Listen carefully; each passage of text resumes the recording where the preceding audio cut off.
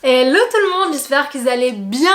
On se retrouve aujourd'hui pour une toute nouvelle vidéo qui est le bilan de mon année 2024 et les différents projets pour l'année 2025. Accrochez-vous parce qu'il y a eu vraiment pas mal de changements. 2025 va prendre une tournure qui n'avait pas été anticipée. Et pour ce faire, pour tout vous expliquer, je vais vous raconter ce qui s'est passé en 2024. Je vais revenir un tout petit peu en arrière en 2023 parce que c'est vraiment important. 2023 a été le commencement de 2024 et 2025 ça va être très particulier, mais pour que vous compreniez les différents projets qui vont arriver, il est vraiment important que vous sachiez ce qui s'est passé avant. Donc je pense que ça va être une vidéo assez longue. Installez-vous confortablement, prenez de quoi manger, boire, vraiment ce que vous voulez pour être à l'aise parce que il y a pas mal de choses que j'ai à vous raconter. J'ai un petit peu, pas peur, mais j'apprends un petit peu les réactions qu'il va y avoir. Mais c'est parti, j'ai hâte de tout vous raconter. Pour rappel, pour ceux qui vont peut-être tomber sur cette vidéo, j'ai été en PVT au Canada, puis en Nouvelle-Zélande, puis à nouveau au Canada, le tout entre 2021 et 2023. Avec mon compagnon, on est rentré en France en juillet 2023 à l'issue de la quasi fin de notre PVT. On voulait revoir nos proches, revoir nos familles, passer un bon été, et puis on avait besoin de souffler après ces 2 années de voyage. Mais quand on est rentré, on avait déjà une petite idée de ce qui devrait se passer normalement en 2024. On était en contact avec des amis qui étaient managers d'un site aux États-Unis, donc d'un site de camping, et c'est un site qui appartient au même groupe dans lequel on a travaillé au Québec en 2022. L'hôtellerie-restauration nous avait beaucoup plu, alors on s'était dit pourquoi pas, mais il devait attendre l'accord du groupe pour pouvoir nous faire une proposition vraiment on va dire officielle et pour qu'on puisse entamer les démarches de visa. Donc on a attendu, je dirais, jusqu'au mois de novembre. Ça a été vraiment très long. Ça en a attendu plus de 6 mois. Puis à un moment donné, en fait, on s'était dit qu'on n'allait pas avoir de nouvelles. Donc on s'était mis à chercher autre chose. On avait trouvé une offre d'emploi pour travailler à Walt Disney World, donc pour travailler chez Disney à Orlando, au sein du parc Epcot. Donc c'est un parc où vous avez plein de pavillons nationaux, où par exemple vous avez un pavillon français, espagnol, italien, et donc chacun des pavillons a des nationaux, donc c'est vraiment cool. On avait été pris chacun avec mon compagnon pour travailler là-bas, donc moi j'aurais été hôtesse de caisse et mon compagnon aurait été crépier. Et puis au moment où on a reçu nos propositions d'emploi pour travailler à Disney, l'entreprise de camping est réapparue et nous a dit c'est bon, on veut vous prendre, on va lancer les démarches de visa pour aller aux États-Unis. Donc on a décliné l'option de Disney pour en lancer les démarches pour aller aux États-Unis avec le site de camping, mais ce projet est aussi tombé à l'eau puisqu'en 2024 on est resté en France pour la simple et bonne raison qu'en fait on ne rentrait dans aucun visa. On devait demander le J1 Trainee je crois, et pour pouvoir candidater à ce visa vous avez 2 solutions possibles. Soit vous devez avoir, il me semble, un diplôme plus une année d'expérience dans le secteur dans lequel vous candidatez et dans lequel vous allez travailler ensuite aux États-Unis, soit vous devez avoir 5 années d'expérience professionnelle dans le secteur dans lequel vous allez travailler, ou du moins au poste auquel vous allez travailler, ce qui n'était pas du tout notre cas. Nous on avait juste 5 années d'expérience, tout domaine confondu, et l'entreprise n'avait pas du tout compris ça, qu'il fallait en fait 5 années d'expérience dans le secteur et au poste auquel on candidatait. C'est l'organisme par lequel on devait passer pour le sponsor qui s'est rendu compte de l'éligibilité en fait qui ne fonctionnait pas. Donc au final ce projet est aussi tombé à l'eau. Voilà. Mais c'est pas grave, on s'est dit qu'on allait candidater en France, vu que ce groupe a aussi des sites en France et en Europe. Et puis notre projet en fait avec ce groupe, c'était qu'on puisse ensuite manager avec mon compagnon un de leurs sites qui serait au Canada. Donc notre vision était assez claire, on s'était dit bon bah si on peut pas aller aux États-Unis, on n'a pas encore de statut pour aller au Canada, donc on va passer par la petite porte, on va dire, on va commencer par l'Europe. On a candidaté en décembre, on a passé en tout 3 entretiens et puis début janvier 2024, on a su qu'on avait été pris avec mon compagnon. Donc moi j'étais directrice adjointe d'un site de camping et mon compagnon était responsable du restaurant, sachant que j'étais sa supérieure parce que je m'occupais des pôles restaurants et techniques. En parallèle, comme je vous ai dit, du coup on avait ce projet et cette vision qu'on voulait donc manager un de leurs sites pour la saison 2025 au Canada. Et pour ce faire, il faut qu'on ait un statut. Donc on a commencé en septembre 2023, on revient un tout petit peu en arrière, les démarches pour faire la résidence permanente. Donc on voulait demander la résidence permanente hors Québec et non au Québec. Voilà, on préfère le hors Québec, on a eu un gros coup de cœur pour les Rocheuses canadiennes et l'Alberta. Et donc on devait déposer une demande de profil et de candidature dans le bassin Entrée Express. Pour ceux qui savent pas, Entrée Express c'est un système à points où plus vous avez de points et après vous avez la chance d'être sélectionné ou pas aux différentes rondes d'invitation. J'ai pas expliqué en détail ce que c'est ce process, j'ai fait une vidéo à ce sujet complète et détaillée que je vous mets juste ici. D'ailleurs même je vais vous mettre la playlist je pense de la résidence permanente au Canada parce que pour pouvoir candidater dans le bassin d'Entrée Express vous devez avoir quelques préalables, donc vous devez passer des tests de langue, tests français et ou anglais, faire des évaluations de diplôme, donc voilà, vous devez avoir certains prérequis avant de pouvoir vous inscrire. Ces prérequis prennent du temps, ça a pris environ 4 mois et demi je crois. Moi ça a été assez rapide, mais mon compagnon ça a été la partie évaluation de diplôme qui a été extrêmement longue. L'université n'était pas du tout coopérative, donc ça a pris beaucoup de temps. Mi-janvier 2024 on a eu finalement l'évaluation des diplômes de mon compagnon et donc on a pu s'inscrire. Donc tout s'aligné, au final on avait obtenu le job en France pour travailler dans le groupe de camping et puis on avait la possibilité donc de déposer notre profil dans le bassin des candidats pour la résidence permanente au Canada. Quand on s'est inscrit pour le bassin Entrée Express, donc pour la demande de résidence permanente, on ne s'attendait pas à avoir un tirage très rapidement parce que notre score était très petit. On avait 383 points, sachant que à ce moment-là, il valait mieux avoir 400, 450 voire 500 points pour avoir une chance d'être tiré au sort. Donc on s'était dit, ça sera peut-être pas demain la veille. En parallèle, on avait pensé à un plan B qui était que on allait s'inscrire à une liste d'attente pour avoir un second PVT, mais avec une organisation reconnue. Donc vous pouvez avoir un second PVT au Canada en passant par une organisation reconnue. Vous en avez 8 je crois qui sont reconnues par le Canada. Celle qui est la plus utilisée par les Français s'appelle Swap, et donc pour ça on s'était inscrit à l'ouverture en décembre 2023 je crois, au cas où pour assurer nos arrières. On s'était inscrit je crois à la 15e minute sur la liste d'attente et puis on s'était dit voilà, on verra lequel nous recontactera en premier entre la demande de résidence permanente et la demande de PVT Canada. Moi j'ai commencé mon travail en juillet. Pourquoi je dis juillet à chaque fois? C'est fou hein. J'ai commencé mon travail en février 2024 par une formation de 3 semaines, c'était assez intense. Parfois je me demandais ce que je faisais là. Parce que pour vous dire mon background vite fait, j'ai aucune compétence, enfin j'ai aucune formation en fait en hôtellerie-restauration, j'ai juste des formations et des diplômes en commerce international, donc c'est vrai que c'était tout nouveau pour moi, mais bon ça me rassurait quand même d'avoir une formation quand même avant d'être lancée sur le terrain. Et puis mon compagnon lui commençait un mois après moi, et puis en fait finalement on n'est pas resté. Ça a été la désillusion dans le sens où on s'est rendu compte que c'était pas pour nous. Vraiment l'hôtellerie-restauration c'est dur.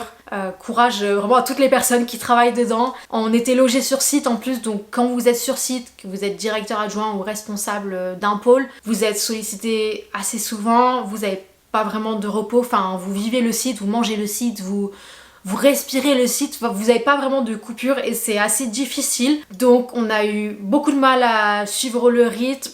Il y a eu aussi d'autres choses qui se sont passées, voilà, je vais pas m'étaler sur le sujet, mais ce qui fait qu'en fait notre vision qu'on avait à l'origine avec l'entreprise, qui était qu'on voulait à la saison suivante, donc en 2025, diriger un de leurs sites, on s'est dit en fait bah non, c'est pas pour nous quoi. Donc au final c'était pas plus mal qu'on soit pas allé aux États-Unis, parce que aux États-Unis on aurait été chacun à peu près un rang en dessous, on aurait été chacun responsable d'un pôle, et puis après on aurait monté, et puis on serait rendu compte peut-être à ce moment-là que ça aurait pas été tout pour nous, enfin je sais pas, ça aurait peut-être été différent, mais bref, heureusement en fait que ça s'est passé comme ça, parce que bon, on s'est vite rendu compte que c'était pas une vie pour nous, c'est pas ce qu'on voulait. On voulait quelque chose d'un peu plus stable, d'avoir vraiment des moments de repos, on en avait très peu ensemble. Et ça a été, le tout a vraiment été difficile, donc au final on a demandé à l'entreprise de rompre le contrat plus tôt que prévu. Donc à la base on devait terminer en novembre 2024, et puis au final on a avancé et on a terminé le 9 juin 2024. Entre temps, qu'est-ce qui s'est passé? Il y a eu des choses qui se sont passées entre janvier 2024 et juin 2024, puisqu'on a eu la grosse surprise, mais je vous dis genre vraiment la grosse surprise d'avoir été tiré au sort pour la résidence permanente le 1er février 2024. On a bénéficié d'un tirage exceptionnel, mais vraiment hallucinant, de ouf. Il y a eu 7000 invitations qui ont été envoyées et c'était pour la catégorie compétences linguistiques en français. Donc en fait c'est toutes les personnes, tous les candidats qui avaient un niveau je crois au-dessus de 7 sur 9 sur leurs critères à eux en français. Donc ils étaient considérés comme des personnes avec une très bonne maîtrise de cette langue. Et puis donc nous en fait on a été sélectionnés puisque le plus petit score qui avait été sélectionné je crois que c'était 360 et quelques. Donc en fait on était largement dans la sélection. Donc on était super surpris mais super heureux parce qu'on s'est dit purée en fait notre projet, notre plan d'aller au Canada bah il va fonctionner, enfin le Canada nous veut quoi. 15 jours après avoir été inscrit, bah au final on est déjà sélectionné, enfin franchement trop bien. Du coup on est vraiment super contents. À ce moment là en plus j'avais pas encore commencé moi le job, j'avais commencé le 6 février. Donc en fait on allait commencer à la base chacun notre job avec l'état d'esprit que ça va se faire, le projet va se faire. Bon au final le projet avec l'entreprise ne se fera pas, mais le projet Canada vraiment est en marche quoi.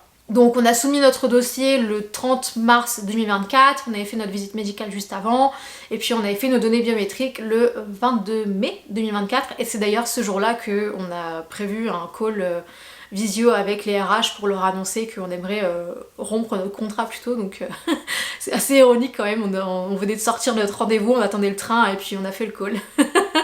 Donc on est parti dans l'entreprise le 9 juin 2024 et on s'était dit que en fait en septembre 2024 on serait au Canada parce que à l'initial le délai de traitement est de 5 mois à partir du moment où vous soumettez votre dossier. Donc nous on se dit en fait il y a jusqu'au 30 août pour avoir une réponse.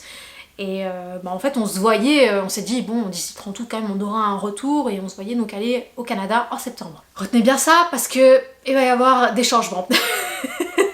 Donc on se dit, vu qu'on se voit aller en septembre et on pense en fait aller en septembre 2024 au Canada, on rentre en fait dans le sud de la France chez nos familles, parce qu'on travaillait pas dans le sud, on travaillait dans le centre Val-de-Loire. Donc on retourne chez nos parents et on se dit en fait on va pas chercher un job pour 1 ou 2 mois, enfin ça sert à rien. Autant qu'on se repose, qu'on profite de l'été, et puis de toute façon on aura un retour du Canada et après on pourra partir. Le 14 août 2024 arrive, on est à 15 jours de la deadline, on n'a toujours pas de retour, notre dossier n'a toujours pas avancé. Et comment est-ce qu'on sait que notre dossier n'a toujours pas avancé? C'est que vous avez la possibilité de suivre l'avancement des différentes étapes de votre dossier via un tracker qu'a mis en place l'immigration, mais ce tracker est à prendre avec des pincettes parce qu'en fait on a appris qu'il fallait que l'agent fasse manuellement les mises à jour et du moins dise que ça c'est fait, ça c'est fait. Donc en fait c'est un peu biaisé. Le 14 août du coup arrive, donc on se dit bon on va appeler l'immigration, on va savoir où ça en est parce que c'est bientôt la deadline et ça a toujours pas bougé quoi. On avait la visite médicale et les biométriques qui avaient été validées, mais en fait il nous restait 2 autres sections qui étaient la partie admissibilité et la partie antécédent. La partie admissibilité je crois qu'elle était pas encore commencée et la partie antécédent était en cours. Et ça, c'était depuis le 23 mai 2024, donc depuis en fait que nos données biométriques avaient été validées. Donc on appelle et l'agent nous dit en effet, oui, normalement, non, vous devrez avoir un retour d'ici le 30 août 2024, votre date limite de traitement est le 30 août, donc si vous n'avez pas de retour, rappelez-nous, en tout cas, votre dossier avance. Donc on se dit bon, peut-être que d'ici 30 août, on aura un retour. 30 août arrive. On n'a toujours pas de retour. Donc on appelle. Et là on tombe sur une autre personne, c'est pas la même, pas la même ambiance. La personne est un peu moins agréable je dirais, mais bon je pense qu'elle doit avoir beaucoup de personnes qui l'appellent pour le même sujet. Et donc on lui dit voilà, ça fait 5 mois que notre dossier a été soumis, on n'a toujours pas de nouvelles, il n'avance pas, on aimerait savoir où ça en est. Et là en fait elle nous dit que le délai de traitement qui est annoncé sur le site de l'immigration, c'est pas une garantie, mais c'est à titre indicatif, il y a des dossiers qui sont traités sous 3 mois et d'autres qui sont traités sous 18 mois. C'est chaque dossier, chaque cas est différent et unique. Et donc là, avec mon compagnon, on se regarde, on se dit bon, elle nous rassure pas du tout là. Donc en fait, elle nous dit qu'en fait, il est impossible pour elle de nous donner un délai de traitement. On lui dit voilà, peut-être que dans 2 semaines, dans 3 semaines, dans 1 mois, est-ce qu'on aura un retour? Du coup, elle nous dit qu'elle peut pas nous donner de délai de traitement quoi. Elle peut pas nous dire ça sera traité sous un mois vous aurez un retour. Donc On raccroche et là on se regarde, on se dit bah on fait quoi? Parce qu'en fait avant on avait une date à laquelle se raccrocher. On se raccrochait au 30 août. Mais là en fait on n'a plus de date. Donc là septembre arrive et on se dit bon on avait un délai auquel se raccrocher. Là en fait on n'a plus de délai. On a mis notre vie un peu en stand-by en fait. Pas un peu vraiment, on a mis notre vie en stand-by pour le Canada. On est à nouveau chez nos parents. On les aime beaucoup, on est ravis qu'ils nous aient accueillis. Mais en fait à un moment donné on se dit il faut qu'on avance quoi. On a 26 ans, 28 ans. Il faut qu'on prenne notre vie en main. Et puis bah si le Canada nous recontacte et qu'on fait autre chose, bah en fait on fera en fonction quoi. Clairement on se dit on doit avancer, on doit faire autre chose. Quand le Canada nous recontactera, quand il voudra nous recontacter, et ben on verra ce qu'on fait à ce moment-là. Donc en fait à partir de septembre on se met à rechercher en premier un logement parce que notre priorité au début donc c'était de partir, de retrouver notre indépendance et puis ensuite on se mettra à la recherche d'un job. Donc on a trouvé un hébergement qui est là où je me trouve en fait depuis donc le 20 septembre 2024 et puis à partir de là donc on a commencé à chercher un job. J'ai surtout moi commencé à chercher un job parce que donc je voulais revenir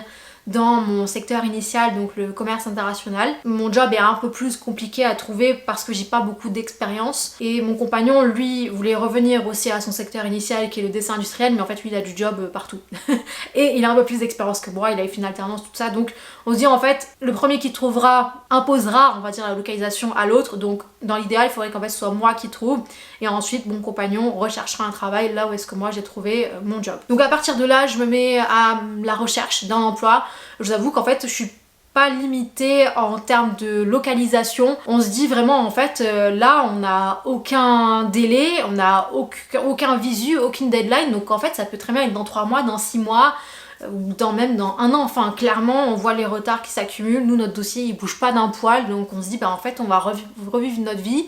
On reprend notre vie en main, on va reprendre de l'expérience chacun et puis bah quand ça arrivera, ça arrivera. Donc je cherche un job donc du côté de Toulouse, j'en cherche en Bretagne, j'en cherche du côté de Lille, enfin vraiment partout, mais je recherche aussi à l'étranger. J'ai par exemple vu un contrat VIE en Australie qui était International Mobility Officer. Donc en gros t'es une personne qui était en charge de gérer les mobilités internes et externes de l'entreprise à l'international. Donc je me suis dit ça pouvait être intéressant. J'ai candidaté 2 fois, j'ai jamais eu de réponse. J'avais vu aussi un autre VIE, mais cette fois-ci c'était aux États-Unis, à Miami, où t'étais assistant régional commercial d'une zone, donc je crois que c'était la partie est des États-Unis. J'ai jamais été recontactée, puis en même temps ça m'a jamais étonnée parce qu'il y a eu plus de 200 candidats en 48 heures, donc c'était nimp les chiffres. Il y avait aussi 2 annonces sur lesquelles mon compagnon a candidaté quand même en VIE. Il y avait un VIE pour la Norvège. Il avait eu un entretien, mais au final ça n'a pas été jusqu'au bout pour plusieurs raisons. La première c'est que en fait lui il avait demandé à avoir une remise à niveau, une formation, et en fait il voulait quelqu'un qui soit on va dire prêt vraiment dans l'immédiat pour pouvoir exercer le job. Et aussi c'était quand même un contrat, bon c'était 12 mois à l'origine mais c'était quand même porté pour être entre 3 et 5 ans et aussi c'était situé dans une ville qui était à 3 heures de Oslo et en fait c'était un petit trou paumé donc on s'est dit en fait pour que moi je puisse trouver un job ça va être la merde. On veut pas avoir de voiture, on veut limiter le nombre de dépenses. C'est pas pour se retrouver dans un pays et être coincé quoi. Donc on s'est dit bon bah c'est pas grave cette opportunité. Il a aussi une opportunité pour Chicago, bon où est-ce qu'il a été refusé directement à la candidature. Mais bon, pour vous montrer vraiment qu'on cherchait de partout. Puis à un moment donné j'ai eu une réponse pour une entreprise qui se situait à Lille, je crois, enfin aux alentours des Hauts-de-France. J'ai fait mon entretien et puis la personne, tout comme moi, on s'est rendu compte que le job allait pas être pour moi. Parce qu'en fait ça allait être beaucoup plus administratif que de la partie vente et commerce. Moi j'aime beaucoup la partie commerciale. Quand je suis assistante commerciale c'est pour être dans la partie vente aussi et pas que la logistique administrative. Donc on s'est dit voilà bah ça sera pas... c'est mieux pour moi mais aussi pour eux qui me prennent pas. Et puis je candidate à 2 entreprises et puis à un moment donné je tombe sur un VIE qui est pour être HR and Immigration Advisor. Donc c'est une personne qui est conseiller en immigration et ressources humaines. Et je me dis tiens ça pourrait être sympa mais je sais pas, je me suis dit ça sert à rien que je candidate au VIE. De toute façon en 2020 j'ai cherché pendant 1 an, j'ai pas trouvé de VIE, enfin j'en ai pas eu. Je candidate à quelques VIE, j'ai pas non plus de nouvelles, enfin ça sert à rien que j'épuise mon énergie et mon temps à candidater. Mais bon l'annonce quand même elle m'intéressait, ça a l'air d'être vachement intéressant, c'est un petit peu ce que je fais moi avec le business à côté. C'est vraiment quelque chose qui me plaisait, qui m'intéressait, mais bon je me suis dit je sais pas, enfin j'ai pas candidaté. Et puis mon compagnon m'a dit ça te coûte rien de candidater. Candidate et puis tu verras bien. Donc je candidate. Et 2 semaines plus tard, ou 3 semaines je crois, je me réveille le matin, j'ouvre mes yeux, vous savez quand vous avez les yeux un peu dans les vapes là. Et après, je vois mes yeux, ils font ça. Et j'avais eu un retour pour un entretien avec cette entreprise. J'étais là genre, what? T'es dans les vapes, tu vois un truc, t'es là genre. C'était énorme, je me rappelle de la scène, c'était ouf. Et j'étais là genre, ils m'ont contacté. Pourquoi? Genre, pourquoi? Il y avait eu plus de 80 candidats et j'étais convoquée à un entretien, trop bien, 2 jours après. Donc je fais l'entretien, ça se passe trop bien, mais j'ai une vibe de ouf avec la RH. On s'entend super bien, il y a vraiment un bon feeling. Ils ont kiffé mon profil parce que avec ce que je fais avec la micro-entreprise et puis ils aiment bien mon background, ce que je fais, mon énergie, enfin vraiment trop bien, ça accroche trop bien. Et donc là à la fin de cet entretien je me dis il y a un truc qui va se passer là, il y a un truc qui se passe. Du coup j'ai mon second entretien qui est programmé pour le 30 octobre je crois. Donc là on était mi-octobre au moment où j'ai eu l'entretien et donc je l'ai eu à peu près un peu plus d'une semaine et demie après le premier entretien. Et entre temps, je suis recontactée par une entreprise en France. Du tout temps. Trop bien, tout le monde me recontacte, c'est la fête. J'ai cette entreprise qui me contacte, ils me disent oui, j'avais candidaté je crois 2 semaines avant chez eux.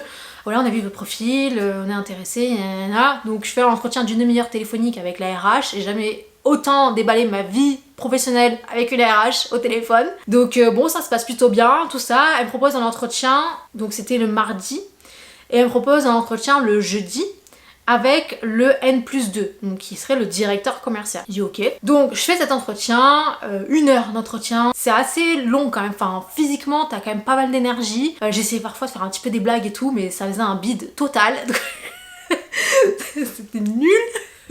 Donc bon, je sens qu'il n'y a pas la même vibe que j'avais eu avec mon autre entretien et l'autre entreprise. Donc bon, c'est pas grave, il y a certains trucs qui me font tiquer, mais bon, ok, pourquoi pas. Et le gars en fait à la fin de l'entretien il me dit oui, est-ce que vous avez quelque chose de prévu là juste après? J'ai dit oui. Et pour le coup oui, on avait prévu de se balader avec mon compagnon. Il me dit oui parce que j'avais pensé du coup à ce que vous puissiez faire un entretien là juste après avec votre potentiel manager, donc mon N+1.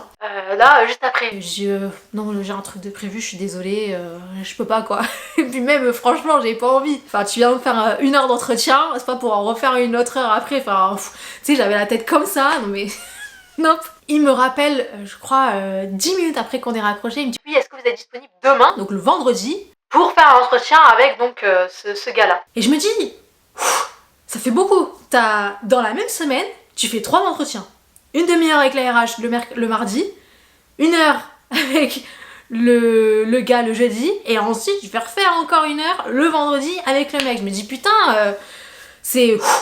Ça pousse, hein. D'habitude ça traîne en longueur les entretiens, mais là le process il y va, hein. Il avance. Donc je fais cet entretien, bon pareil, je sens pas non plus une grosse vibe avec le gars, mais bon, pourquoi pas. Il me dit bon voilà, ils disent qu'ils recherchent, tout ça. Je termine l'entretien, bon, je suis un peu...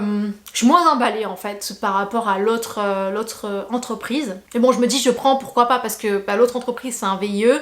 Le VIE en fait, même si j'ai eu un premier entretien, je sais pas si je vais être prise à l'issue en fait, donc autant que j'ai un backup. L'entreprise, je lui ai demandé quand est-ce que j'aurai un retour à l'issue du process de recrutement, donc l'entreprise B avec laquelle j'ai eu les 3 entretiens la même semaine. Et ils m'ont dit vous aurez un retour d'ici le début de la semaine suivante. Sachant que la semaine suivante, le mercredi, j'avais un entretien avec l'entreprise A, qui était l'entreprise avec laquelle j'avais eu mon premier entretien pour faire un VIE. On va leur donner des noms, ce sera un petit peu mieux. Enfin, donc entreprise A et entreprise B. Sauf que l'entreprise B, la RH m'appelle le vendredi à 18h30, donc le jour même où j'ai fait mon 3e entretien avec le N+1, pour me dire oui alors du coup voilà on aimerait vous prendre, machin. Donc en gros elle m'annonce que ils veulent me prendre, ils me font une proposition et tout. Et je suis là, oh shit.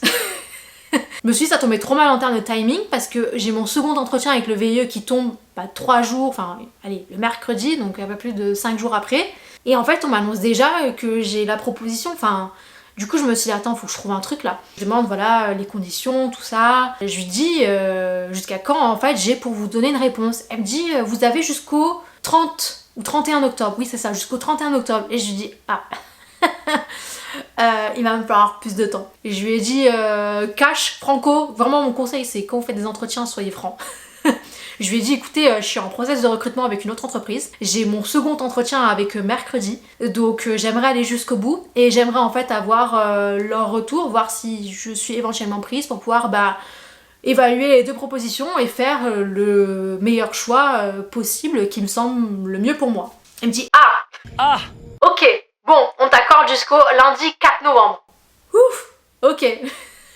Donc là, je me dis ok, là va falloir que maintenant, lorsque j'aurai mon entretien avec l'entreprise A, j'annonce que j'ai un poste qui m'est offert et que en fait faudra qu'il me donne une réponse rapidos quoi. Donc je fais mon entretien le mercredi suivant avec l'entreprise A, ça se passe extrêmement bien aussi, j'ai vraiment un super bon feeling, enfin vraiment je sens qu'il y a une connexion avec ce job. Et puis j'apprends aussi qu'en fait on n'est que 3 candidates pour le process de recrutement en entretien, donc je me dis attends, ça fait une chance sur 3, j'ai peut-être mes chances quoi. Et donc je leur dis à la fin voilà, que j'ai une proposition à part une autre entreprise, que j'aimerais en fait avoir un retour grand maximum le 4 novembre, parce que il me laisse jusqu'à cette date pour me décider.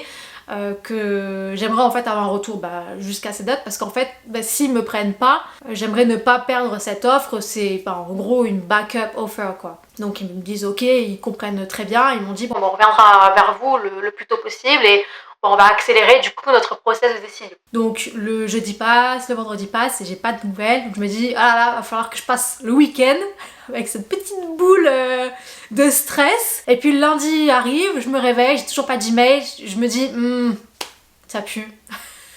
Je sens que je vais pas avoir de retour et que je vais prendre l'entreprise B, enfin petit bordel. Et puis au final, j'ai un email qui me dit congratulations. Et là je me dis oh,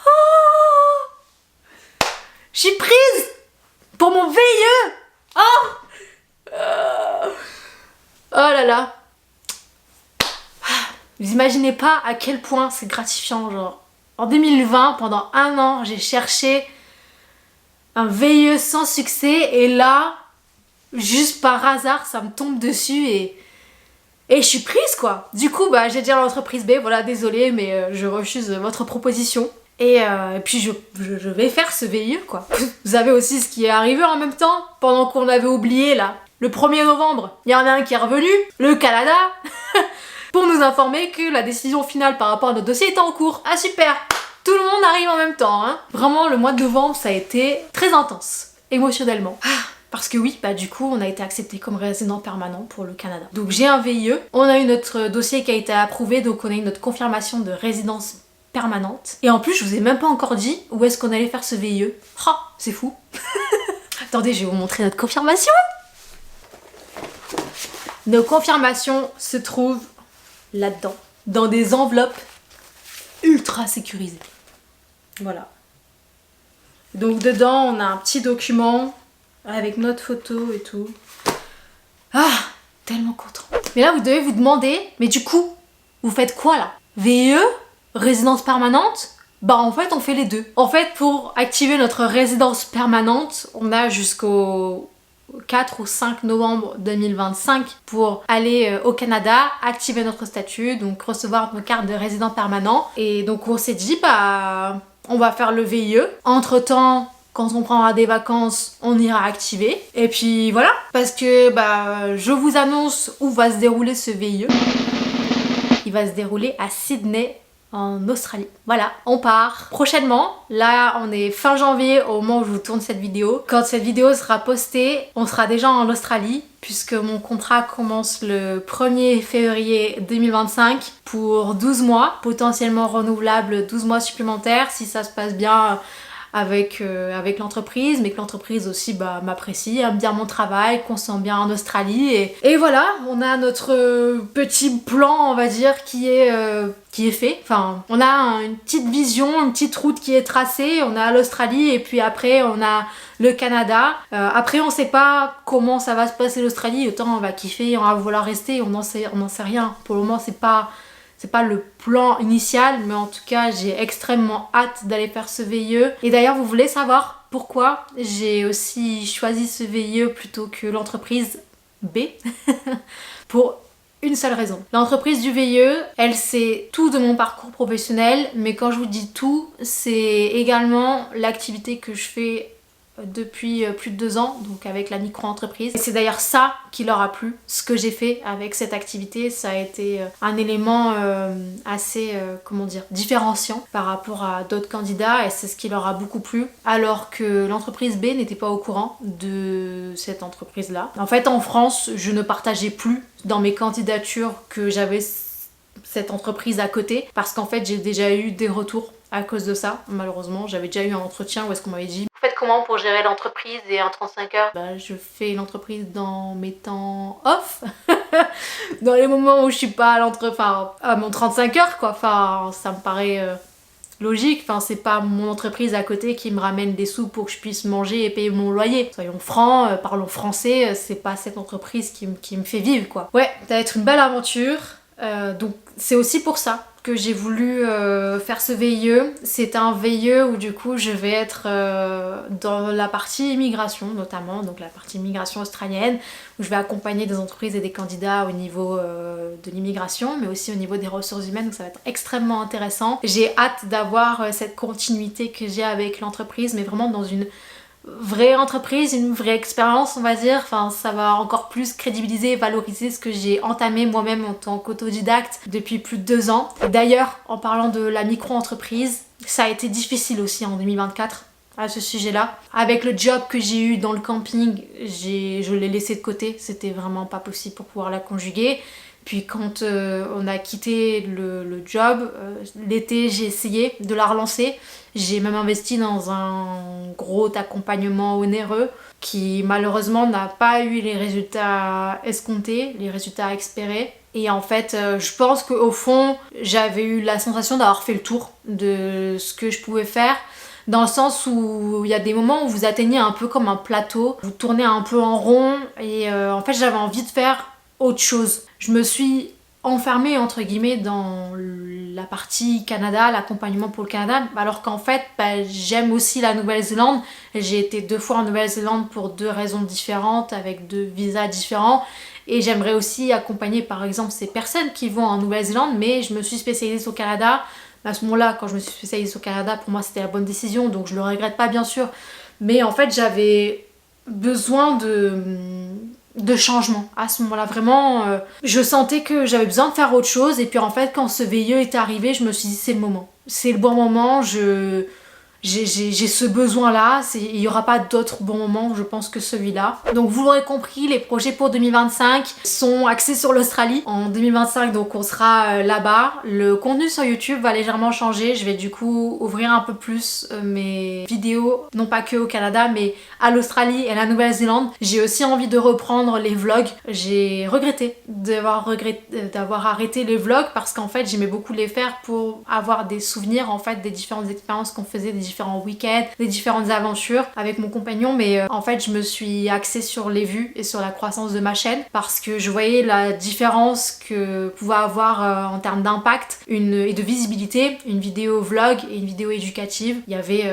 parfois plus de 1000 vues d'écart, et en fait j'avais l'impression que les vlogs freinaient la croissance de ma chaîne, et donc c'est pour ça aussi que j'ai arrêté ces vlogs là. J'avais l'impression aussi que ça plaisait pas, c'est possible, mais sachez qu'en fait je vais les reprendre à partir du VIE en Australie, parce que je ressens ce besoin d'avoir une approche encore plus personnelle, partager vraiment mon aventure de façon peut-être un peu plus intime. Bon, je vais pas vous dévoiler non plus toute ma vie, mais j'aime bien le format vlog, je trouve que c'est vraiment détente, et je suis tombée sur certaines chaînes récemment. Par exemple, il y a une chaîne qui s'appelle The Ocean Way, qui est en fait une personne qui s'appelle Océane et qui est partie en VIE à Boston, et j'ai adoré en fait suivre sa série de vlogs qui expliquait ses préparatifs pour partir faire son VIE.